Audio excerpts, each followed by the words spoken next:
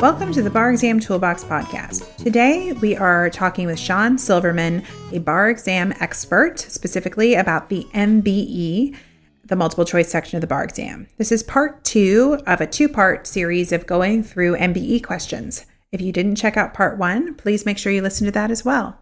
Your Bar Exam Toolbox hosts are Alison Monahan and Lee Burgess. That's me. We're here to demystify the bar exam experience so you can study effectively, stay sane, and hopefully pass and move on with your life. We're the co-creators of the Law School Toolbox, the Bar Exam Toolbox, and the career-related website Career Dicta. Alison also runs the Girls Guide to Law School. If you enjoy the show, please leave a review on your favorite listening app and check out our sister podcast, the Law School Toolbox podcast. If you have any questions, don't hesitate to reach out to us. You can reach us via the contact form on barexamtoolbox.com, and we'd love to hear from you. And with that, let's get started.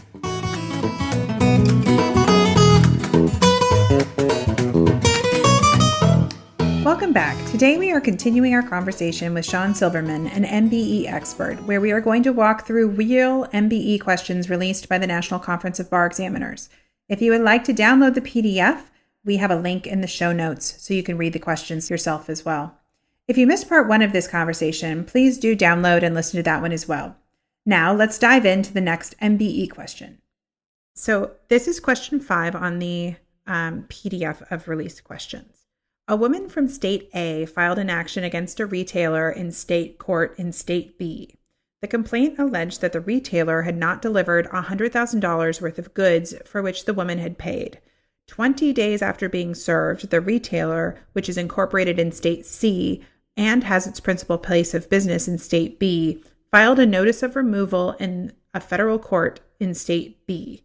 Was the action properly removed? Option A is no, because the notice of removal was not timely filed.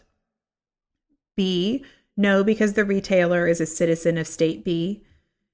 C, yes, because the parties are citizens of different states and more than $75,000 is in controversy. Or D, because the retailer is a citizen of both State B and State C. Oh, civil procedure. Everybody loves it.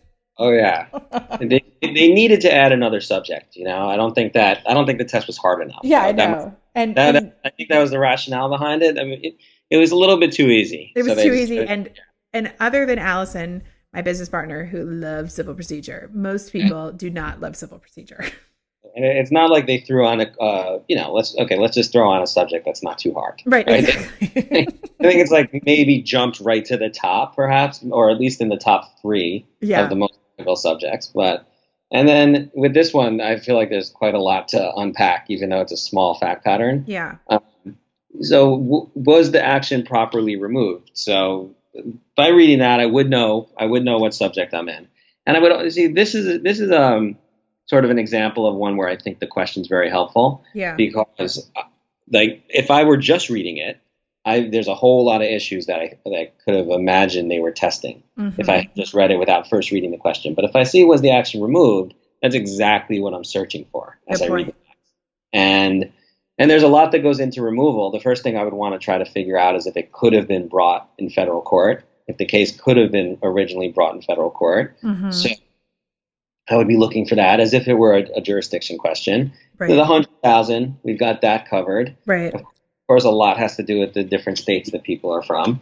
And so a woman is from State A. Okay. I mean, I see A, B, and C. So that makes me pretty confident that we should be okay here. Yeah. And on other questions, it might be a little bit more difficult. You might actually have to know, well, where is a corporation actually from? Right. It's easier for an individual, but in this case, A, B, and C looks like we have diversity, and so it could have been brought in federal court, but they chose to bring it in state court, and it almost looks like it could be removed, right? We could be tempted to go to C or D here. Yeah. Were you thinking something similar when you read it? I was. I mean, I think when you get especially civil procedure and questions around where you can bring a case, I think you're always looking for those little tricks around things like diversity. So, you see the amount in controversy and you're like, oh, $100,000, check that box. So immediately I'm like, is this diversity? And then you're like, oh, there are lots of states. And I'm one of those people who, especially if I'm nervous and I'm trying to work quickly, I always have to write down in the margins, like A equals plaintiff, B equals, because it can get hard even to track where all of these people are from. And when you're trying to make these decisions about whether or not a case can be removed, you have to be very careful and think about, or be very careful that you're not mixing up some of these letters and names. And here they don't even give you names. And so you're like retailer, woman, A, B, C. I think it can be easy to get confused. Definitely. And that's why sometimes I take that shortcut of, well, these are all different letters, A, B, and C, right. And that's a good sign. That's at least a good sign, because if it's not A and A, then I don't have to worry too much about that problem that they're from the state. But I think definitely the trick here, and I do plenty of removal questions with students, is, we get to the point where we realize this seems like it could be removable, but there happens to be an exception to this, this whole thing, which is, if the defendant is from the state where the plaintiff brought the case, you can't remove it. The defendant can't remove it to federal court. So if we know that, we're going to get this question right. If we don't know that, we're probably going to be tempted either C or D. What we hope is that we can get to the point with this test where maybe if we don't know the law, we'll recognize something wrong with one of the wrong choices. Just maybe from a logic or something. But here, maybe not. We would have to look. But A says no, because the notice of removal was not timely filed. That's a really specific one, and that's the kind of one that I know you can look at and you can be like, well, I probably should have focused more on that when I was studying. Yeah, like 20 days. I don't know. That sounds important. That timeline, which we easily, there's a lot of those, like in civil procedure, dealing with 14 days, 28 days, 30 days, and so we might have to hold on to that for a moment. If we don't know the exact amount of time that you have to remove a case, we might have to hold on to that. Yeah. B, no, because the retailer is a citizen of state B. I don't know we're going to get that if we don't know that exception. Yeah. Right. We might just think that that's actually a good thing. If the retailer is from state B and the other person is from state A, it seems like that's a good thing if we don't have an exception. And then C, yes, because the parties are citizens of different states. That's probably the distractor or the really good answer. I mean, it does seem a little too simple, maybe, in my mind. Like, and they threw you the 75,000 because they knew that you memorized that fact. Good point. Yeah, that's a good point. Yeah, and D, yes, because the retailer is a citizen of both state B and state C. So what were your thoughts on choice D, which I thought was a little tricky? I think that is a little tricky. I think it was one of those things where it's like, well, being of a similar state to where you're filing, it's kind of like, it's usually not a better thing to be a citizen of more places. It's usually. It's like, yeah, I couldn't quite get. I think, and it's just a matter of sometimes trying to, get to the point. I'm trying to figure out what were they trying to pull, sort of. Well, yes, because the retailer was a citizen. What they're really saying is that the retailer was not a citizen of A. Right. That's the impression I think that they're trying to get you. Yeah. Which they could have just said. They're saying a citizen of B and C, which happens to not be A. Right. Which is very similar to choice C. Yeah. That I will say that's another strategy I've sometimes tell students is like, well, if C is right, D looks right to me. If D is right, C looks right to me. And you can't really have two right answers. So, like, why would either C or D be better than the other? I'm not quite sure. Right. Unless we said, well, in C they mentioned the monetary amount, and that makes it a better answer, or something like that.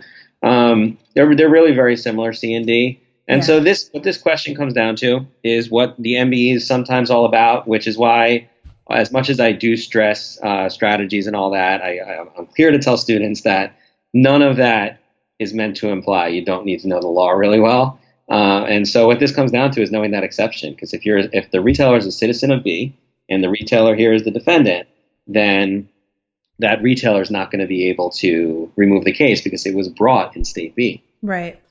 Yeah. Yeah. I also think this is another thing, and I know in other questions we've talked about, this keeps coming up, and maybe I'm harping on it too much, but this is, again, if you don't know the law, where public policy, I think, comes into play. So if you can't remember, I think maybe you learned I don't remember if I learned this in civil procedure. I may have learned it in federal courts, but this idea of why we have diversity jurisdiction, why we try and allow cases to go into the federal courts and stay out of state courts. And it's not to protect retailers from the states in which they are doing business. Right. I mean, that's not why we remove things. And so I think even if you can't remember the nuanced rules, I think going back to that, like taking that step back and being like, what's my sniff test here? You know, if the policy is that we're trying to, allow them to change where they, do the case, if there's truly this diversity, if there are these parties from different states, that's different. But here, how can they claim that it's not fair that they be hauled into court in state B when they are from state B? Right. And then we have to wonder exactly why. Why? And we often hear about forum shopping, right? As trying to avoid that. But I completely agree that policy is important. And sometimes I think people are under the impression, because they've heard it, that they shouldn't focus on policy on either a essay exam or even the MBE, but because maybe it's outside the scope of the test. But what it does is it gives you the why. Right. And then there's so much to memorize that if you can understand it a little bit better, it does seem like it could be a little bit easier. Well, and let's think about policy, right? There's policy that is why these laws are there. And then there's policy of should these be the laws? It's true. And I think that sometimes law students or law graduates can get a little bit confused about what should be the law. And so it's like, well, I don't believe in that law. Let's talk like something like the First Amendment, where I think that there can be a lot of different things that make certain people uncomfortable. Well, it doesn't matter if it makes you uncomfortable from a policy perspective. That you can argue about that once you become a licensed. Right. Pass the bar first. Yeah. But you have to pass the bar first. And so you have to think about the policy behind why these laws were put in place. And so I think that's where people can get a little squishy around policy. Definitely. All right. So based on all of this thoughtful discussion, Sean, what is the right answer? Oh, okay. So I'm thinking for that one, it's B, right? Yeah. Because, and it's just, that one strikes me, unlike some of the other ones that we've done, is, it's just know the law. You should get that one right. I think, know that exception, and you should get that question right. Yep. Yeah. All right. Let's move on to number 7 on the PDF of release questions. A sporting goods shop contracted with a publisher to buy, for sale in its store, 1,200 posters featuring a professional golfer. During production, the image of the golfer was inadvertently reversed, and the right-handed golfer appeared to be left-handed. When the posters were delivered on the date provided in the contract, the sporting goods shop noticed the discrepancy, which had no provable significant impact on the effectiveness of the poster. In the opinion of the shop management, however, the posters did not look as good as they had in the catalog from which the shop had ordered them. So is the sporting goods shop legally entitled to reject the posters? Option A, no, because the nonconformity does not materially alter the value of the posters to the sporting goods shop. Option B, no, because the publisher must be given an opportunity to cure the nonconformity before the sporting goods shop can reject the posters. C, yes, because the posters do not conform to the contract. And D, yes, because the publisher has breached an implied warranty of fitness for a particular purpose. So. All right. This was a bit of a head scratcher for me. I'll just be honest. Yeah. It's pretty tough. And it's with these questions they released here, I think they gave us a nice mix of some that were easier, some that were difficult. This one's hard. I think when you do come to the end of the fact pattern and you're not quite sure, because as you had once mentioned, maybe the first thing you do at the end of the facts is you try to think about what your answer would be, and then try to find which one is close to that. Right. There could be times where you're not able to do that. You read the facts and you're just not quite sure. And I think reading the answer choices is the way to go at that point, and trying to reason it out as you look at the choices, and with the mindset of trying to find something wrong with every choice. That's at least the way I do it. Yeah. With A, And it just again, is the sporting goods shop legally entitled to reject? I mean, so really, what we're trying to figure out here is they wanted to be pretty clear about this idea that whatever the problem was, let's just look at how they worded it. They said they noticed the discrepancy, which had no provable significant impact. Effectiveness of the poster. That's kind of a weird, right? I thought that was weird too, because they were supposed to be for sale in their store. I just don't know. Like, it's such a weird way to word it. Yeah. Like the effectiveness of the poster wasn't affected, I guess. But but they did throw that in, and I feel like maybe that's there to create a wrong answer. It seems like such a strange thing to throw in, unless maybe it's going to create some kind of a wrong answer. But A says no, because the nonconformity does not materially alter the value of the posters, and that's a little bit tough. First of all, because they told us in the facts that it didn't alter the effectiveness. Right. Now, are we supposed to equate that with value? The nonconformity does not materially alter the value of the poster. So that's basically implying that for rejection to be proper here, it would have had to have done that. Yeah. Like if they're going to reject it, it had to have. Yeah. The other thing that I thought was weird is that they said that it was a professional golfer, and I feel like that the idea that it was a right-handed golfer who appeared to be left-handed, if it was somebody who was famous, I felt like that was also a strange fact to include that I found a little distracting. Because I'm like, well, if it's if it's like Tiger Woods, who's the first golfer that comes to mind, right? Not really into golf, but wouldn't people think a poster was weird if they changed whether he was left-handed or right-handed? Because fans, especially people who know him well, right? Yeah, yeah. Like I feel like if you're into golf, that's like a big deal. It could be a big deal. See, I think that we have to accept what they tell us in the facts. Oh, that's a good point. But my issue here is that just because we have to accept that the way they worded it was that it didn't impact the effectiveness, we have to accept that as true. It doesn't. I don't even know what that means when it comes to right? But we accept it even though we are totally clueless on what the exam writers were talking about. I'm basically accepting that the effectiveness of the poster wasn't affected, I guess. Yeah.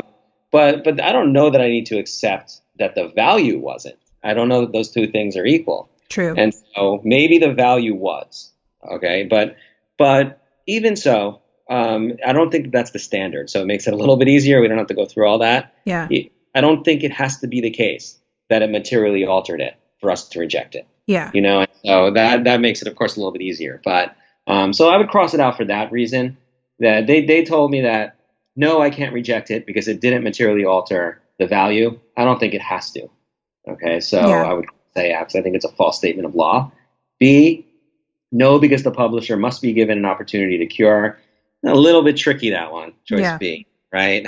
Not so quick to cross that one out, I don't think. No, because that was my thought, is that they could mitigate the problem by just rerunning the posters. Right, exactly. Yeah. And C, yes, because the posters do not conform. Okay. Going back to what you were saying, which I'm just starting to notice a little bit more of since you said it, was that one has the least number of sort of like buzzwords in it. It's just kind of, right, just really, really plain English, right? And then with D, we see those words back, implied warranty and all this, but yes, because the publisher has breached an implied warranty of fitness. So, I think my first thought is always, which is the easiest one to cross out? I guess we were pretty confident in crossing out A. Yeah.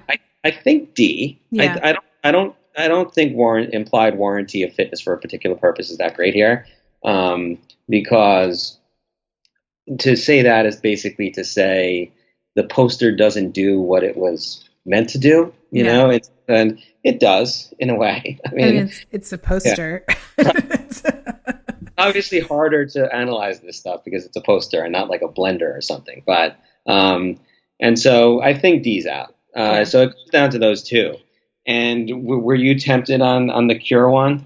I think I was tempted on the cure one, just because of mitigation, would just seem to be kind of prevalent. But, again, going back to the facts, they're not asking about solving the problem. They're not asking about damages or or anything like that. They're just asking if the store can say that they don't want the posters. Right. Right. It's true. And, only because I've gotten questions wrong. I learn a lot from getting things wrong. Yeah. And so at some point throughout this, like teaching this test, I've learned that you can only cure up until the time that you were originally required to deliver the goods. Oh, see? Okay. That's a fact I have not committed to memory in a while. Only from getting questions wrong did I learn that. And so they already had, we're going to assume they were already required to deliver because they did. Yeah. They delivered them. They lost the ability to cure at that point. So B would be out. If we didn't know that rule, and that's not something that, jumps out of the outline, there is the perfect tender rule. We're dealing with goods. So it seems like the perfect tender rule is there so that you can't argue that no matter how insignificant the seller thinks the mistake is, you still get to reject it. Right. It's not really up to the seller to say, well, all we did was screw up if he was right-handed or left-handed. It's, the word perfect is pretty definite. Yeah. And, that's a mistake they made and you can reject it. The only thing is if perhaps maybe you found out about that before it were going to be delivered, before the posters were going to be delivered, you would have to give them the opportunity to cure. Got it. Yeah. Which is why you have to practice to learn these nuances. Because I think you make a good point. You oftentimes learn these nuances that they test over and over again by doing these questions and being like, oh, and now probably everyone who's listening to this podcast will not forget this rule that you have to cure before the delivery date. Right. And just get it down somewhere. Like getting a question wrong is great because if you got it right, you might just kind of forget about it. You might not think about it too much. But if you get it wrong, write it down somewhere. It'll pop up again. The interesting thing about the MBE is that these are just the same things over and over being tested. They're just sort of like hidden in different facts, and so you just kind of get it down. When you get it wrong once, it'll come up again at some point. At some point. Yeah.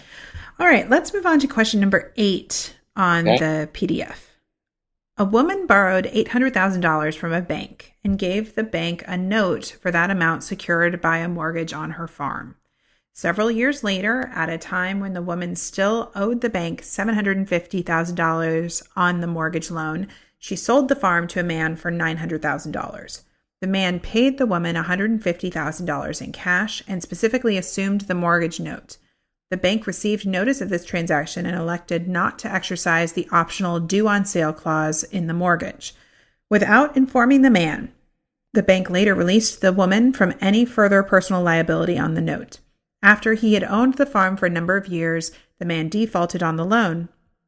The bank properly accelerated the loan, and the farm was eventually sold at a foreclosure sale for $500,000.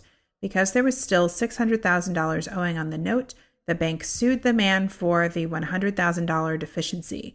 Is the man liable to the bank for the deficiency? See, it's mortgages. It's always mortgages. Okay. Option A, no, because the woman would still have been primarily liable for payment, but the bank had released her from personal liability. Option B, no, because the bank's release of the woman from personal liability also released the man. Option C, yes, because the bank's release of the woman constituted a clogging of the equity of redemption. Wow, that's some terms of art in that one. And D, yes, because the man's personal liability on the note was not affected by the bank's release of the woman. Ugh, I swear I just shudder every time a mortgage question comes up. Well, this has got to be the toughest one we've done. Yeah. Today. This is a really hard question.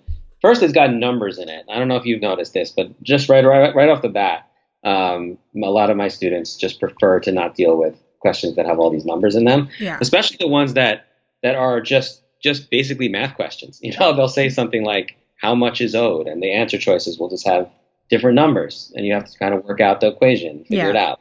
Yeah. But I mean, we've got to work through the numbers here, but it's really a question of who owes for not paying the mortgage, I think. Yeah. Right? Like at its core, is the bank liable, or is the man liable to the bank for the deficiency? So my first thought, I noticed something about assuming the mortgage, right?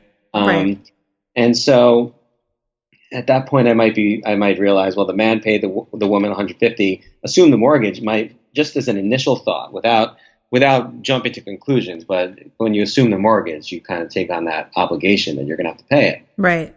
And so I would be leaning towards yes, that the man should be liable. That almost seems too straightforward to me. So unfortunately, sometimes I'm guilty of overthinking these things. Yeah. It might just be a straightforward question where when you assume the mortgage, you're liable on it. But Yeah. I might think to myself, well, that seems too straightforward. What am I missing? Yeah, I think this was one of those questions where the fact pattern was the one full of distractors, because all of the amounts of money have really nothing to do with the answer. Yeah, true. But I think people, like you said, get really freaked out by all these hundreds of thousands of dollars. And I think, when I first read it, I was like, okay, well, he specifically assumed the mortgage, so he stands in her shoes. Great. And then they release her from personal liability. Okay. And then you kind of get to the bottom and you start reading the answer choices. You're like, what the heck? Is this more complicated than it actually seems? Because they've added in all these other little additional facts about money and things like that. But if you really boil down what's in the fact pattern, there isn't that much that happened. Right.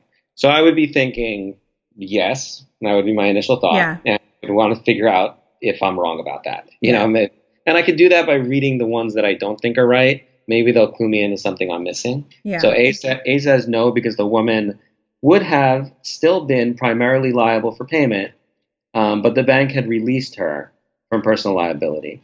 So I think that's a couple of things wrong with that.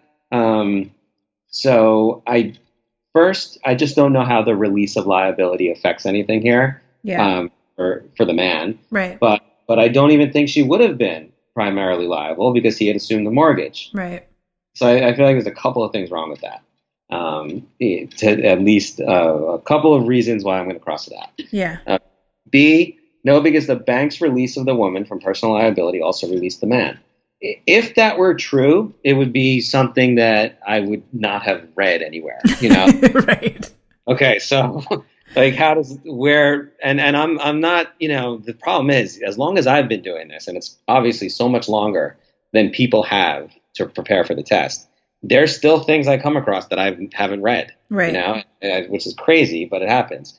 And it's possible that, you release one person, and maybe everybody in the chain is released or something, but that I would be taking a risk that, well, that's something I haven't read and it doesn't make that much sense. That's the thing that got me with that one is I'm like, why? I mean, let's be honest. Banks don't like to leave money on the table. So why would they have said you can be released from personal liability, but I have no one on the hook for personal liability anymore. I'm just going to get screwed if this thing defaults. Right. And with that said, it's a little weird that they released the woman. Right. Like that was odd in and of itself because I don't see it too often. Was that some kind of a gift or I'm not sure.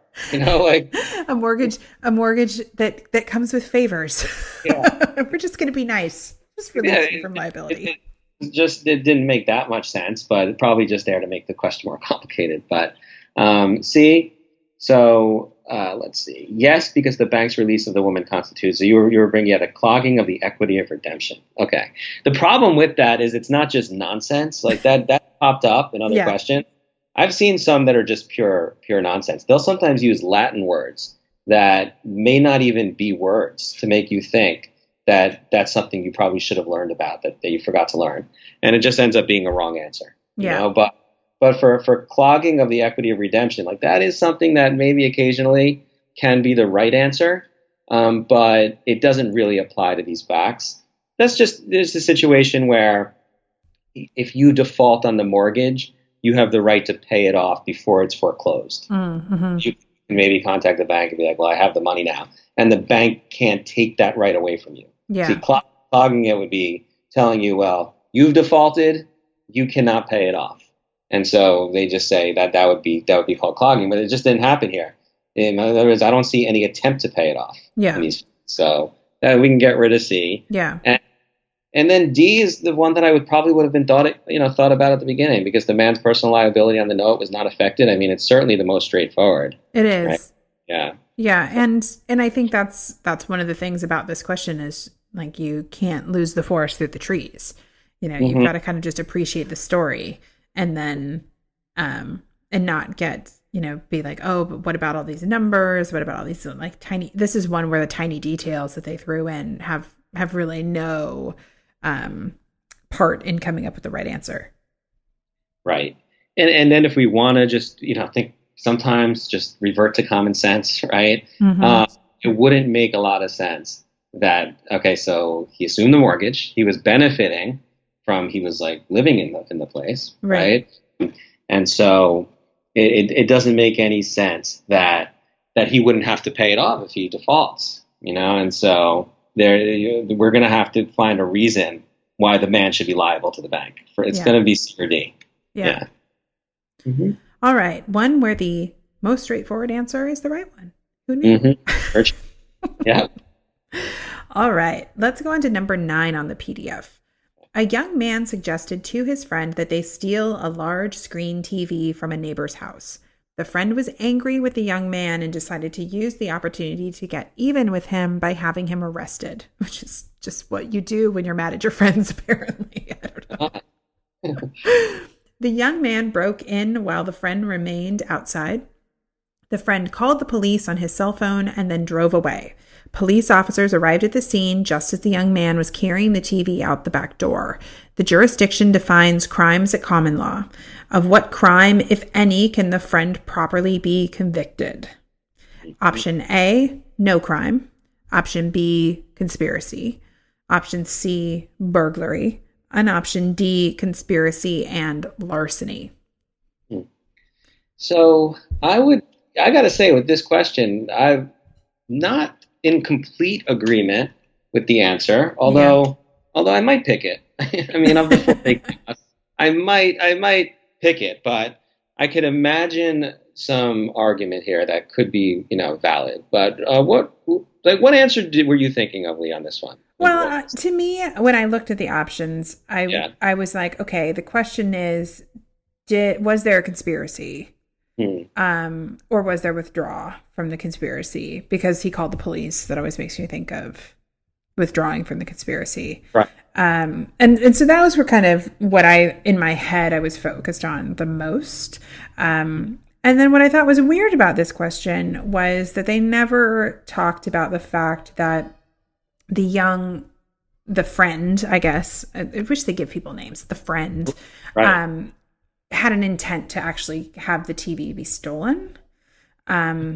He had an intent to get his friend arrested, which is different. So, conspiracy, you have to have an intent to, commit an illegal act, and they don't seem to have an agreement about the crime. They have an agreement that a crime should be maybe attempted, but they don't have an intent for that crime to actually be carried out. And then we sometimes hear about, though, where a police officer pretends to agree with somebody. And true. They still call that conspiracy. So I'm assuming when they tell us that it's common law, I guess we're supposed to not apply that rule, which I think is more of a rule, maybe state law or model penal code or something like that. So under the strict common law, you need 2 people or more. Right. So that would at least get rid of B. Yeah.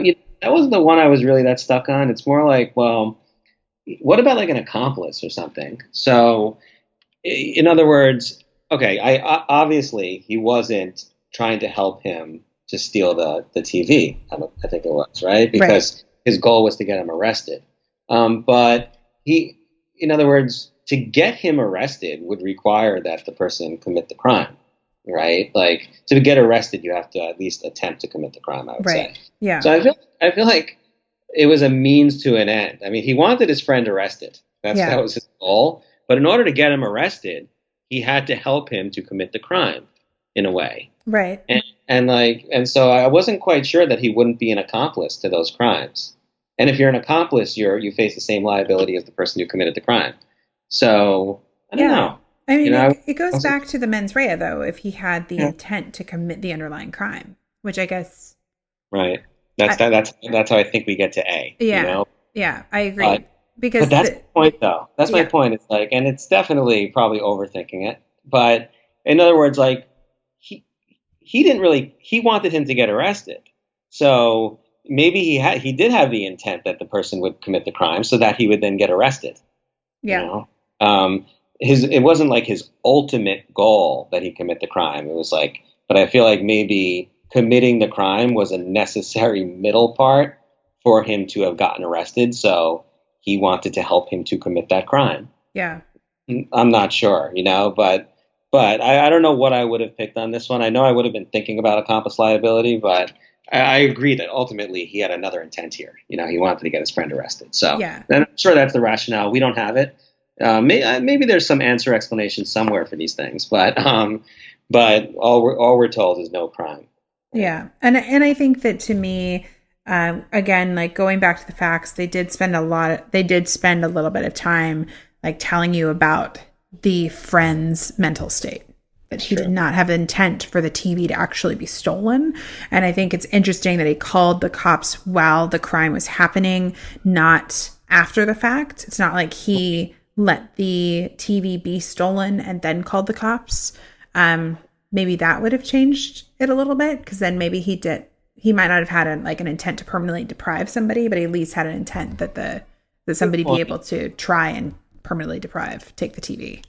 Now, burglary only requires that you I guess, intend to commit a felony, right? That you break and enter with the intent to commit a felony. Yeah. So did the young man here, have the intent to help his friend commit the felony? Would you say, like, to go in there and commit the felony? I mean, if he doesn't commit the felony, he's never going to get arrested. Right. Yeah. No, that's interesting. I mean, I guess, yeah, that is an interesting one about burglary that would make it an interesting. It's a tough call. Yeah. I think on an essay it would be wise to kind of argue both sides. I mean, ultimately they're probably overthinking it, and what they're really testing here is the fact that he just wanted to get his friend arrested, right? And so therefore it's A. And so it would be better to go with A here, but I do think maybe there's some arguments otherwise. Yeah. I agree. All right. Well, I think that's an interesting one where, for maybe a question where you don't have like a ton of facts, right, that you can almost go much further, by really diving too much into it. I think that's true. I think you almost have to say, okay, well, because like you said, if this was an essay, I would have definitely talked about burglary and talked a lot about the friend's mental state. But here we don't have much about the mental state other than he just had the mental state to get his friend arrested. Right. And that I think that was the point, is that he didn't have the intent to commit the actual crime, and he called the cops to stop the crime from happening. So I think, those are the facts that they seem to lay out. So if I, in the moment, you got to kind of go back and like we've said in some of these other questions, focus on the facts that you're given, accept them as what they are. Yeah. And don't overthink. That's another thing, right? Don't overthink them. Look, sometimes law, I think we've talked about this before. Maybe one of the reasons why this test is so difficult is that law is not exactly a subject that's open to one answer being just definitely right. As opposed to some other subjects. But look for the best one. Look for the best one. Cross out the ones you think are worse. Yeah. All right. And so the answer is no crimes. It just seems like kind of a letdown, kind of an answer. Yeah. Nope. No crimes. Yeah. And with that, we're out of time. I want to take a second to remind you to check out our blog at barexamtoolbox.com, which is full of helpful tips to help you prepare and stay sane as you study for the bar exam. You can also find information on our website about our courses, tools, and one-on-one tutoring programs to support you as you study for the UBE or California bar exam. If you enjoyed this episode of the Bar Exam Toolbox podcast, please take a second to leave a review and rating on your favorite listening app. We'd really appreciate it. And be sure to subscribe so you don't miss anything. If you are still in law school, you might also like to check out our popular Law School Toolbox podcast as well. If you have any questions or comments, please don't hesitate to reach out to myself or Alison at lee@barexamtoolbox.com or Alison@barexamtoolbox.com, or you can always contact us via our website contact form at barexamtoolbox.com. Thanks for listening, and we'll talk soon.